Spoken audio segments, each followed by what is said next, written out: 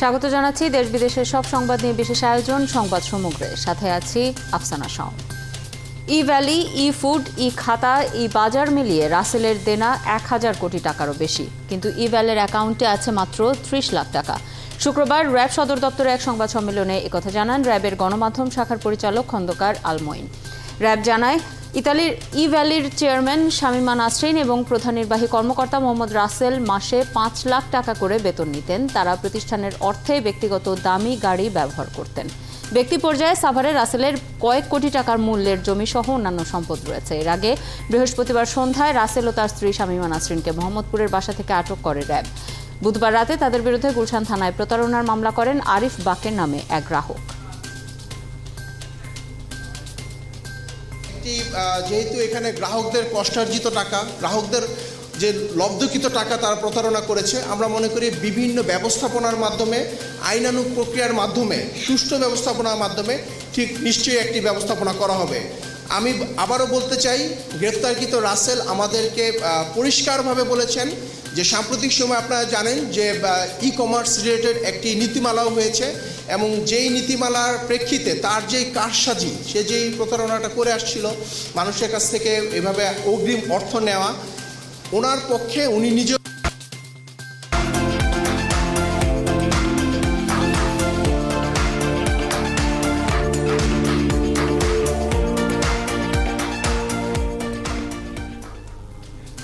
শুধু পরীক্ষার সনদের মধ্যে আটকে যাওয়ার কারণে এসএসসি এবং এইচএসসির মূল্যায়নের পদ্ধতি বদলে দেওয়া হয়েছে বলে মন্তব্য করেছেন শিক্ষামন্ত্রী দীপু মনি।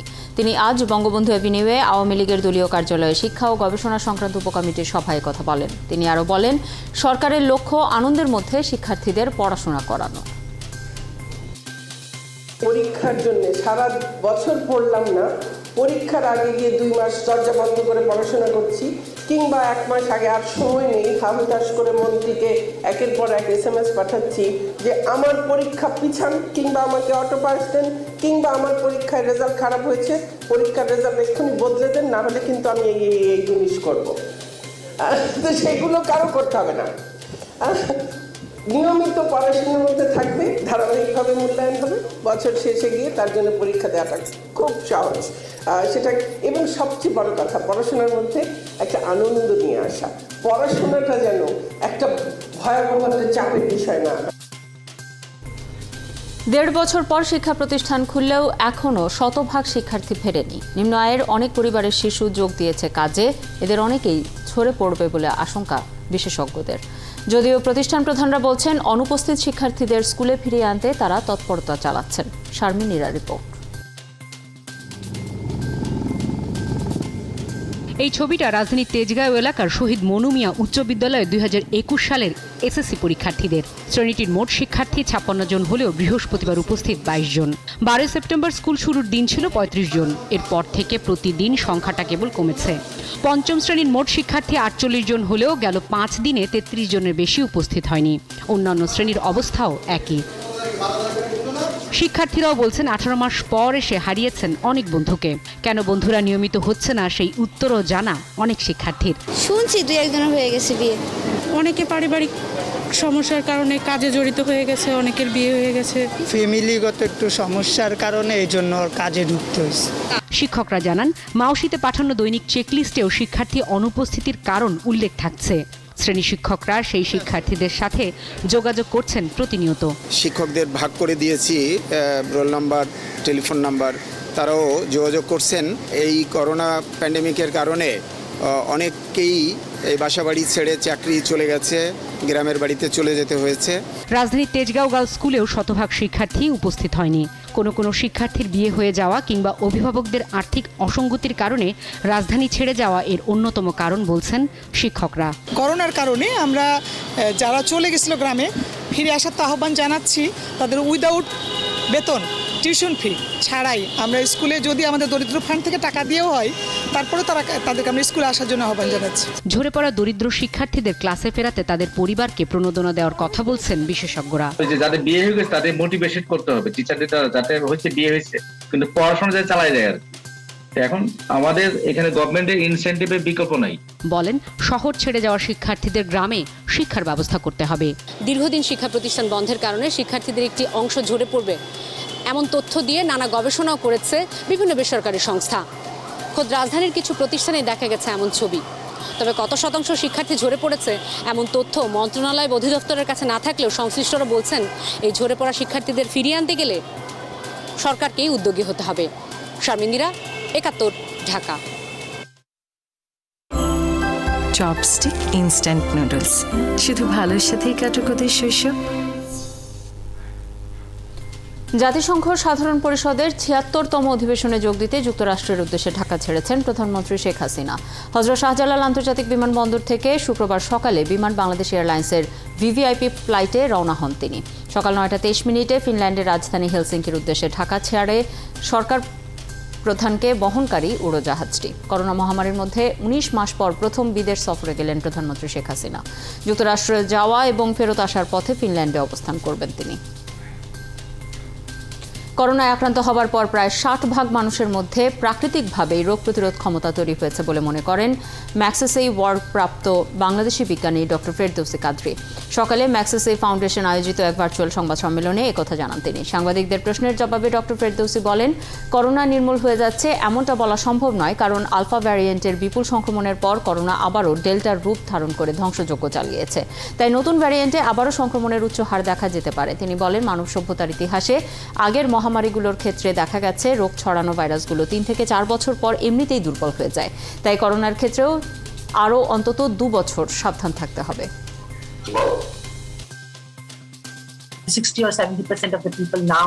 ৬০ থেকে ৭০% মানুষের মধ্যে করোনার রোগ প্রতিরোধ ক্ষমতা কাজ করছে টিকা ছাড়াই। কিন্তু আমি নিশ্চিত না যে এটা আবার ফিরে আসবে না।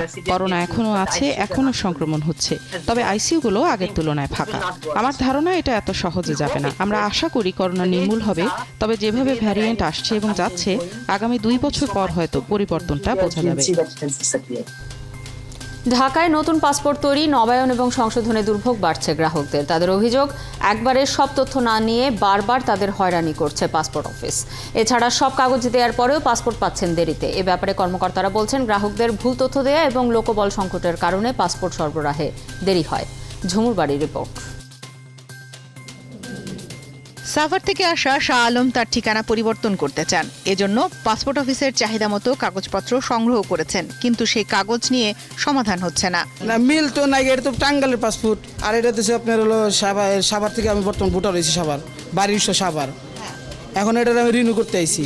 এখানে শুধু জামাল লেখা আছে, আর আমার ভোটার কার্ডে আছে জামাল শেখ। এই শেখটা খালি সংশোধন করা হয়নি। এখন তো ভোটার আইডি কার্ড ছাড়া পাসপোর্ট হবো না, আর আগে ভোটার আইডি কার্ড ছাড়াই হইতো। জন্মদিনের কাগজ দিলি কি দালাল টেয়া দিলি পারে হয়ে যেত। এই ছাত্র তার এইচএসসি সহ সকল প্রমাণপত্র হাজির করার পরও দিনের পর দিন ঘুরছেন বয়স পরিবর্তন করার জন্য। ১০৫ থেকে তথ্যকেন্দ্রতে বলছে যে বয়স কারেকশন হবে, নামও কারেকশন হবে, কিন্তু আংশিক। তো আমি তাদের কথাই আমি ফাইল জমা দিয়েছি। তাদের কথা ফাইল জমা দেওয়ার পরে যখন আমি ফাইল নিয়ে জমা দিয়েছি, আমার ফাইল নিতেছে না, তারা আমাদের সাথে খারাপ ব্যবহার করছে। এরা বলছে বড় ফল্ট। বড় ফল্টটা কি? আমি নাগরিক অধিকার হিসেবে তো আমি যত বড় ফল্ট হোক সংশোধন আসছে, পাসপোর্ট আমার নাগরিক অধিকার, তাই সংশোধন না হয়ে শুধু ঘুরতে হয় আমার 2 মাস। পাসপোর্ট অধিদপ্তর বলছে বই সংকটের কারণে তৈরি সংকট এখন কেটে গেছে। তবে যদি কেউ পাসপোর্টের তথ্য পরিবর্তন করেন, তবে তিনি যে তথ্য দিয়েছেন জাতীয় পরিচয়পত্রের সঙ্গে সেই তথ্যের মিল থাকতে হবে। এনআইডির সাথে সার্ভার যেটা, ওইটা অলরেডি মানে সেকেন্ড একটা কানেকশন ছিল, সেকেন্ড কানেকশন নেওয়ার জন্য অলরেডি কাজ চলতেছে। আমরা আশা করতেছি এই মাসের মধ্যে সেকেন্ড কানেকশন আমরা পেয়ে যাব। তাহলে তো মানে এনআইডির সাথে কানেকশনের যে ইন্টারাপ্টটা, এটা এতটা আরও হবে। 500 বেশি অ্যাপ্লিকেন্টে প্রতিদিন আমাকে হ্যান্ডেল করছে। আমি তার 3 গুণ বেশি অ্যাপ্লিকেন্টে হ্যান্ডেল করতেছি। 1500, 1600, 1700, 3 গুণেরও বেশি করতেছি। কাজেই এই অফিসকে ডিসেন্ট্রালাইজ করা ছাড়া মানে গত্যন্তর নাই। আমার স্পেস দিতে পারতেছি না, অফিসার নাই, স্টাফ নাই। বর্তমানে পুরো দেশে গড়ে 12,000 পাসপোর্ট সরবরাহ করা হলেও চাহিদা রয়েছে 22,000 পাসপোর্টের। যারাই পাসপোর্ট অফিস আসে তারাই বলেন যে পাসপোর্ট অফিসের আরেক নাম নাকি ভোগান্তি। কোথায় গেলে পাসপোর্টের তথ্য পরিবর্তন হবে, কোন কোন তথ্য পরিবর্তন করা যাবে আর কোনটি করা যাবে না, এই সকল তথ্য জানতেই একজন মানুষের কয়েকবার পাসপোর্ট অফিস ঘুরতে হয়। আর পাসপোর্ট অধিদপ্তর বলছে যে পরিমাণ মানুষ অ্যাপ্লিকেশন করে থাকেন তার পুরোটা চাপ নেওয়া এখন তাদের পক্ষে সম্ভব নয়। তাই এটির বিস্তৃতি ঘটানো, সঠিক সময় পাসপোর্ট পাওয়ার জন্য খুবই জরুরি। ঝুমুর বাড়ি, ৭১, ঢাকা।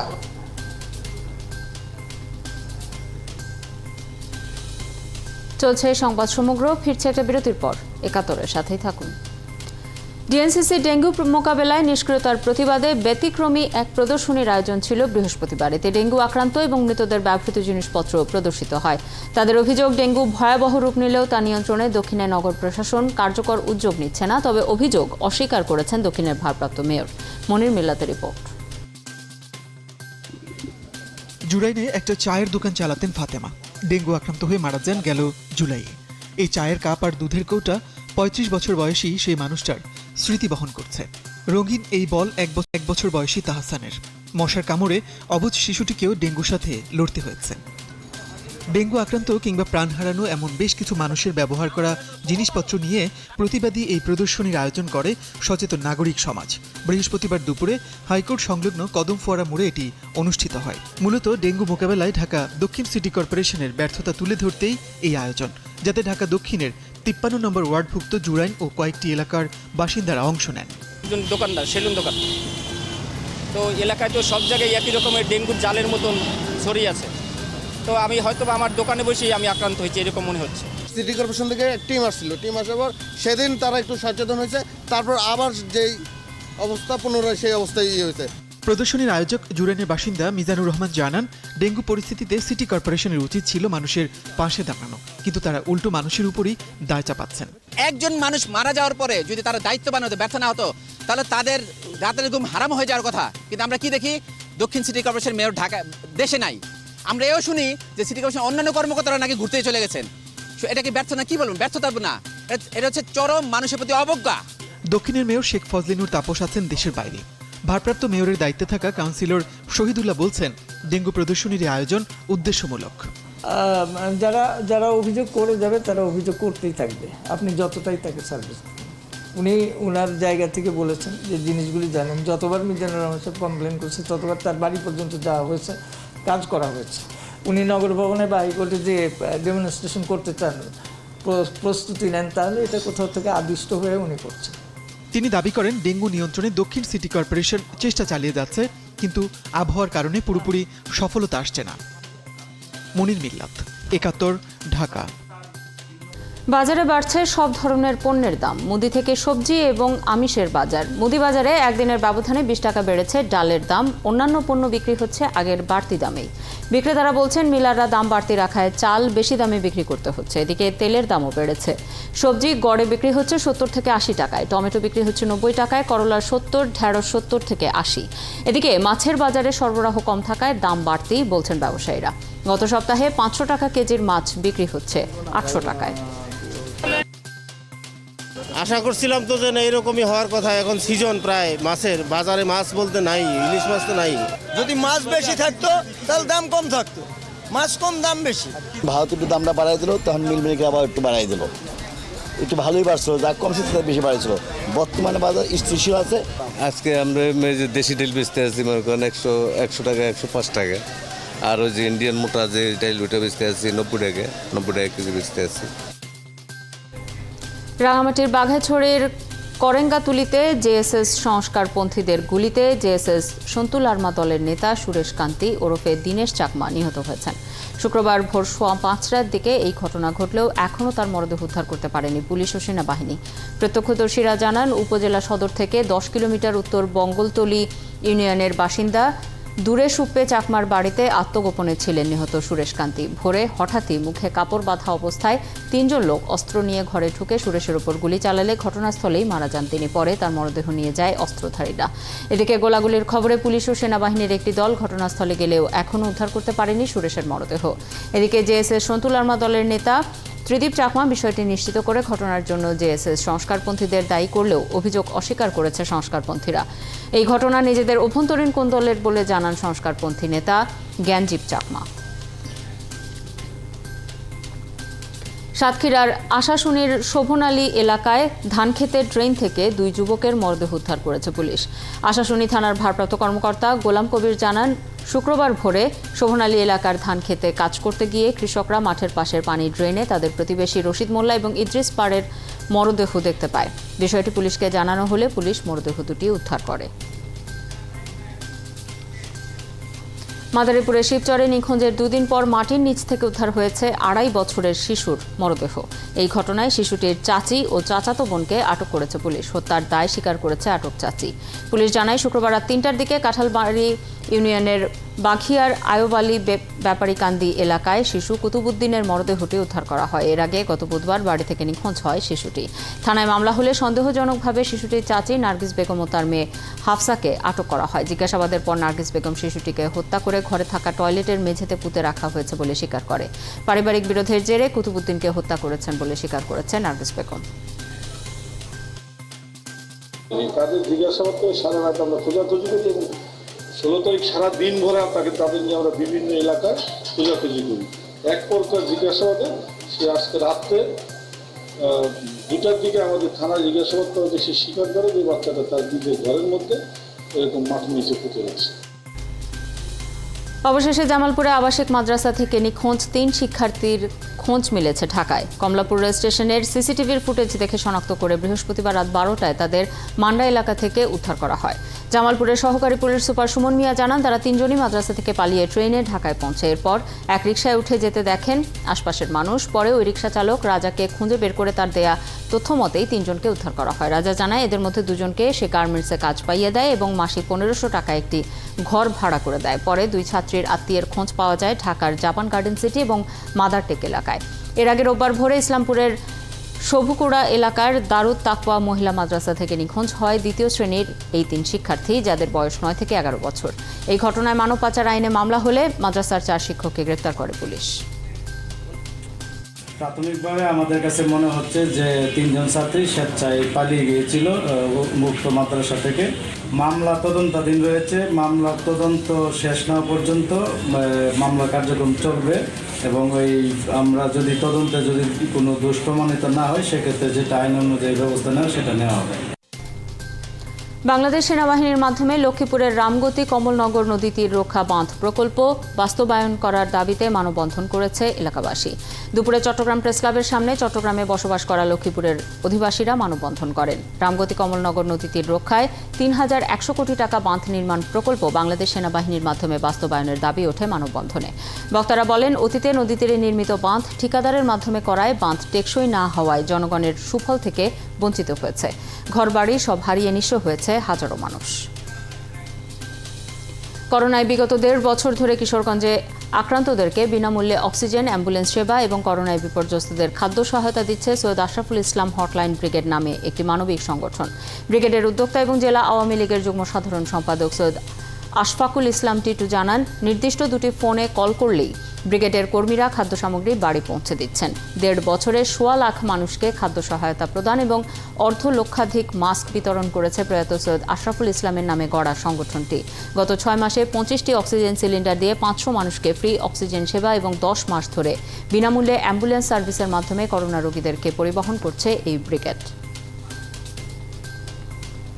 ফোন অথবা আপনার শ্বাসকষ্টজনিত যে কোনো রোগী আমাদেরকে ফোন দিলে আমরা নিজ দায়িত্বে অক্সিজেনগুলো বাসায় নিয়ে আসি এবং রোগীকে অক্সিজেন দিয়ে। শুনেছি এই 32-এ একজন রোগী তার শ্বাসকষ্ট হচ্ছে, তাই সেই খবর পেয়ে আমরা অক্সিজেন নিয়ে আমরা এই রোগীকে এই সেবাটা দেওয়ার জন্য এসেছি। প্রত্যেকটা মানুষের বাড়ি বাড়ি গিয়ে আমরা ছাত্রলীগের নেতাকর্মীরা ত্রাণ সামগ্রী দিয়ে আসছি। আমরা গত ঈদেও পাইছি, এবারও পাইছি, ঘরে ঘরে সবার মিলায় সবার ঘরে ঘরে দিয়েছি। সারাদিন লাইনে দাঁড়িয়ে থেকে খাবারগুলো আনতাম দিতে, দেখি এখন আমরা বাড়ি থেকে পাচ্ছি। 1.25 লক্ষ লোককে এই পর্যন্ত আমরা খাদ্য সহায়তা দিয়েছি। ঘরে ঘরে গিয়ে আপনার তাদেরকে খাদ্যের ব্যবস্থা করেছি। 2টি হাইপ্রো নজেল ক্যানোলা দিয়েছি, যেটি দিয়ে হাজার হাজার মানুষের চিকিৎসা হচ্ছে।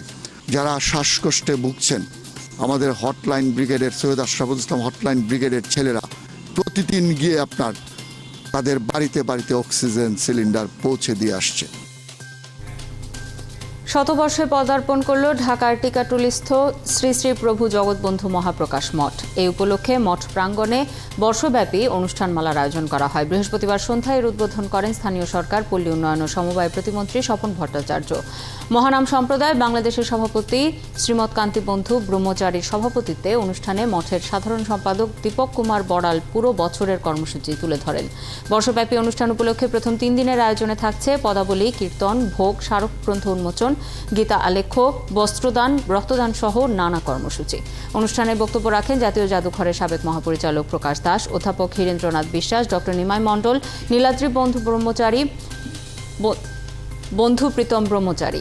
1921 সালে মহানাম সম্প্রদায়ের আচার্য শ্রীপাদ মহেন্দ্রজি এই মন্দির প্রতিষ্ঠা করেন। যেখানে জগৎবন্ধু মহাপ্রকাশ মঠ, এটির বয়স 100 বৎসর, বাংলা 1328 সাল, আর এখন 1428 সাল। এই জায়গাটির মালিক ছিল একসময় রামধন সাহাবনী। এখানেই প্রভু জগৎবন্ধু সুন্দর পদার্পণ করেছেন। এই জায়গাটি প্রভু জগৎবন্ধু সুন্দরের পাদস্পর্শে ধন্য। এই কারণেই প্রতিষ্ঠানটি গড়ে উঠেছে এই ভাবনা নিয়ে, এবং এই ভাবনাটাকে প্রকাশ করেছেন তিনি শ্রীপাদ মহানামজি মহারাজের গুরুদেব। ওনার হাতে এটা প্রতিষ্ঠিত। এই মঠ মন্দিরগুলির কাজ হলো যার যার আইডিওলজি, যার যার ভাবধারাকে প্রকাশ করা। এই জন্য ভিন্ন ভিন্ন স্থানগুলি ভিন্ন ভিন্ন ভাবনায় ভাবিত হওয়ার পরেও এটা সাদৃশ্যতা আছে। করোনা শনাক্তের হার কমার সঙ্গে সঙ্গে কক্সবাজারে পর্যটকের ভিড় বেড়েছে। ছুটির দিনে 2 লাখেরও বেশি পর্যটক অবস্থান করছেন কক্সবাজারে, কিন্তু স্বাস্থ্যবিধি মানার কড়াকড়ি থাকলেও বেশিরভাগ পর্যটকই তা মানছেন না।